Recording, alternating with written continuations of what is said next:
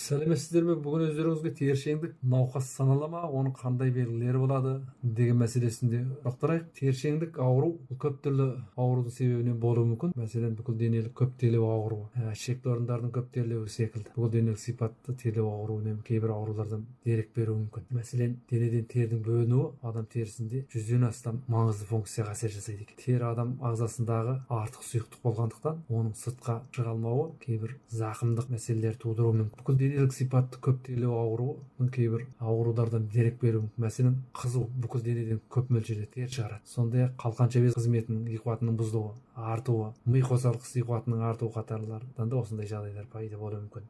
Сонымен бірге денеміздің көзге көрінерлік орындарынан тердің тым көп мөлшерде бөлінуі де ыңғайсыздық тудыруы мүмкін. Мәселен, кейбіреулердің басына тер сорғалайды, самайынан тер ағып отырады, төсінен тер ағады, тұла бойы малшынып қара тер малынып отыратын адамдар болады. Ішекті орындардың көп терлеуі негізінен қол аяқтың көп терлеуі де көп кезігуі мүмкін. Көбінде алақанның терлеуі деген секілді жыл бойы алақан дымқылданып жүретін адамдар болады. Қол аяғының терісі ұзақ жылдар бойы тершіп терлеп тұратын адамдарды да көруге болады. Сонымен бірге қол аяғы мұздап, қыста ішінара жерлерінің қан айналысы әлсіз болатындықтан үсініп қалатын адамдар да кезігеді. Терісі жарылатын, жарақаттанып қалатын деген секілді қақсап ауыратын. Қол аяқтың ауруы бар науқастарда үнемі тер сұйықтығы органикалық заттардың бактерияға әсер етуіменен сасық иіс пайда болып, науқастың тұрмысына кері ықпал жасайтын жайттер де болады. Әдетте тершең адамдардың бойында тәулігіне 3 литрден 14 литрге дейін тер бөлініп шығады екен. Артық тердің шығуы жайсыздық қана емес, қайта денсаулықта бір ақаудың бар екендігін білдіреді. Адам бойынан дене еңбегі кезінде тағам қабылдамаған кездерде тер шығуы мүмкін. Бұның кейбіреуі психогендік тер, адам қуатына немесе мұңайған кездерде, жылағанда,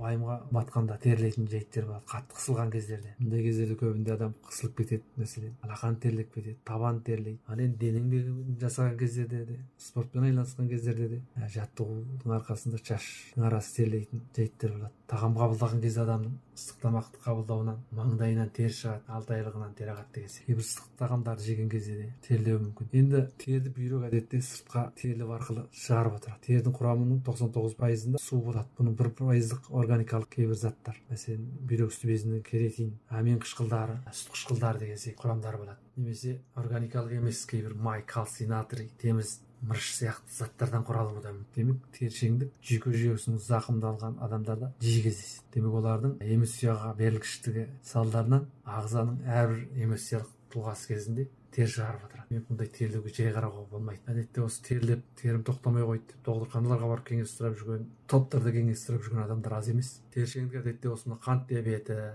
кейбір қабыну аурулары инфекциялық, семіздік, жүрек қан тамыр ауруларының алғашқы кездерінде белгі болуы да мүмкін. Тері, мәселен, алақанның терлеуінен қолтықтың терлеуі, мәселен, адамдарда кездеседі. Алақанның терлеуі, мойынның терлеуі, шаптың терлеуі деген секілді алуан түрлі терлер болады. Алақанның, аяқтың табанның терлеуі деген секілді. Алайда осы терлеуге сәл қарауға болмайды. Мәселен, кейбіреулердің сәл қимылдаса, қара тияқ қимылдаса, жұмыс істесе, немесе дене әрекеттенген кезде жылдам тер бұрқ ете түсетін жайттер көп кездеседі. Демек, қалыпты адамдарда жіпсіп терлеу қалып құбылыс саналады. Адамның терін жұмсарту, ішкі мүшелердің жалпы қан айналысын теңшеу, денсаулықты қорғау жағынан белгілі ролдарға ие. Жарақсыз заттар өздігінен сыртқа ығыстырылады. Ыстықтан, мәселен, тоя тамақтанғанда, ащы жемектер жеген кезде бір мезет терлеу жағдайы қалыпты құбылыс. Мәселен, өспе науқасына кіріптар болып, өспені алып тастағаннан кейін де тер шығатын жағдай болады. Мұны әдетте көп терлеу деп қарайды. Демек, осы көп терлеу әдетте екі түрге бөлінеді. Bir түрі өздігінен терлеу, яғни оянған кездерде тер басып жататын адамдар болады. Әрекет жасаған кезде теріліп жататын, әрекет тер көбеюі мүмкін. Мұндай жағдайда шаршау, өң қуару, тыныс алу жиілеу, демі сығылу қатарлы кейбір белгілер пайда болуы мүмкін. Демек, бұл дене қуатының әлсіздігінен болған тер тоқтамау құбылысы болады.